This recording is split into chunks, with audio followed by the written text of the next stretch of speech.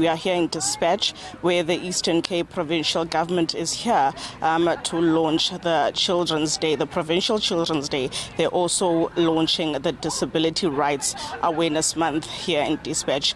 You'd recall that here in the Eastern Cape, there is currently an issue of poverty and malnutrition.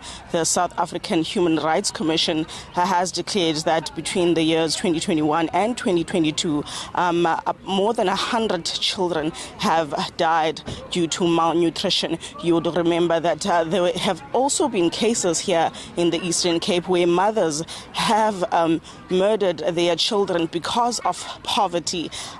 You would also recall that there's a number of issues, including rape cases where women and children are violated. The recent rape case was where 5 grade 12 learners in Kigazweni were recently raped. This is a very concerning issue, and this is one of the issues that the Eastern Cape Provincial Government will touch on today as they host this day. They will be also looking at the issues faced by people living with disabilities. You would remember that this month here in Gqeberha there was a white cane walk for people living with disabilities, specifically those who are partially cited. It was to ensure that the people are seen out there and that motorists ensure that they are taking care when they are on the roads and they always remain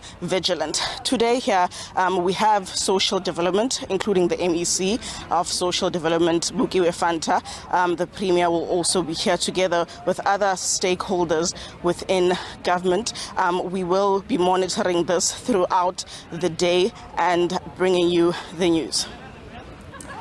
And Nandipa, so much has been said around having such initiatives, because you'd hear some even say these are some conversations that we play and pause around this month. And you'd hear also people on the ground complain that there is a need, and that need is to ensure that these campaigns extend to 365 days a year. What conversations are you hearing on that front with regards to that?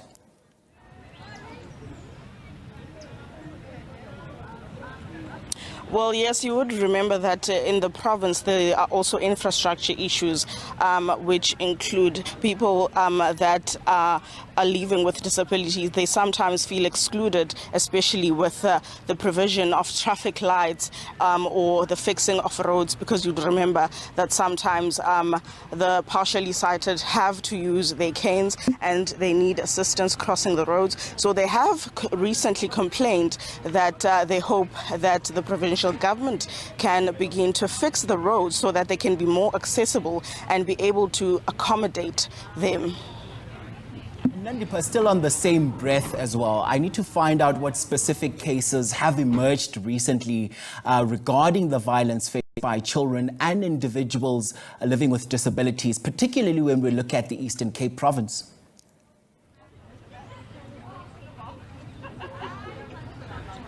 Yes, thank you, Mxolisi.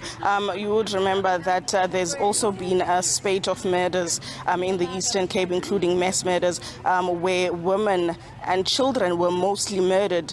You'd remember that there was recently a mass murder of 18 people in Lusikisiki, where women and children were involved. The provincial government, including the MEC for Community and Safety, Mr. Xolile Ngata, has reiterated that it is very vital that women and children are protected, and that in these rural areas, because you'd notice that the issue arises mostly in the rural areas, he has highlighted that there has to be more police visibility.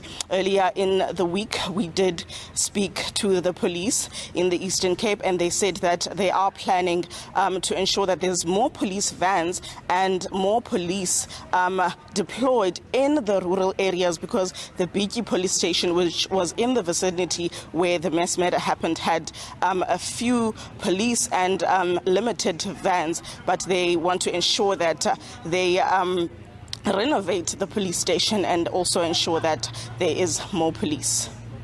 Okay, that's our very own Nandipa Blackie monitoring that story for us. So thank you so very much indeed.